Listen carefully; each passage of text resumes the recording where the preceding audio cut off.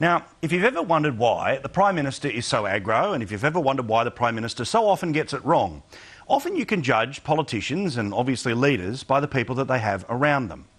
Tonight, thanks to Tony Wright in the Fairfax Press, we get a bit more of an insight into a bloke who, until now, has been largely in the shadows. A bloke by the name of John McTernan. Now, John McTernan is the chief spin doctor, the communications expert who has helped drive Julia Gillard's popularity from definitely going to lose the election to definitely, absolutely, underline, ta-da, goodbye, lose the election. This bloke has got some form. He's got some form playing tough politics in the UK. And he has proved himself to be not at all the asset that the Prime Minister would have hoped for. By the way, he's out here on a 457 visa. You should know that. After all, the government does believe 10,000 of them are being abused. I would suggest there's just one that they could start with.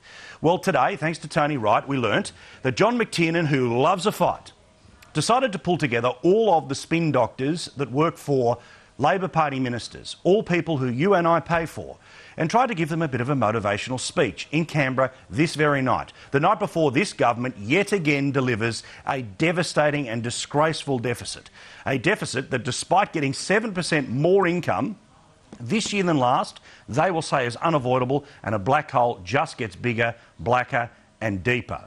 Well, in this motivational session, John McTernan decided to play Patton, the legendary film of so many decades ago, and George C. Scott, who ended up winning an Academy Award for playing that World War II general, standing in front of the American flag, saying all incredible things to fire up the troops, literally in his case, figuratively in the PM spin doctor's case.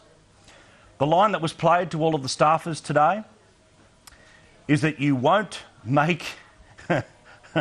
No bastard ever won a war by dying for his country. You won it by making the other poor dumb bastard die for his country.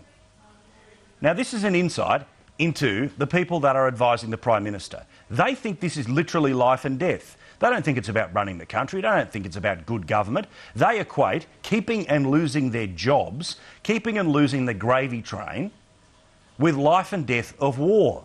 When confronted about this, by the way, by Tony Wright in Fairfax, John McTernan said, "We fight, and we fight to win." When asked about the line about poor, dumb bastards dying, "They're good words," says Mr McTernan. He goes on to say, "I have regular meetings with government media advisors and I like to give them a rev up and a pep talk. With the budget, it's going to be a tough week. The idea is to win."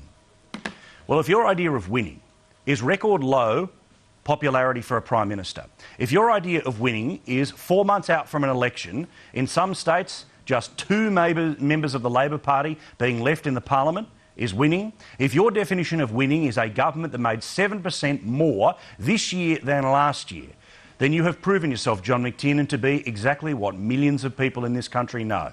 A political blow-in from the other side of the world who we can't wait to say ta-ta to when you're out of a job along with your boss in a few weeks' time. Keen to know what you think, and I look forward to seeing you face-to-face in Canberra tomorrow.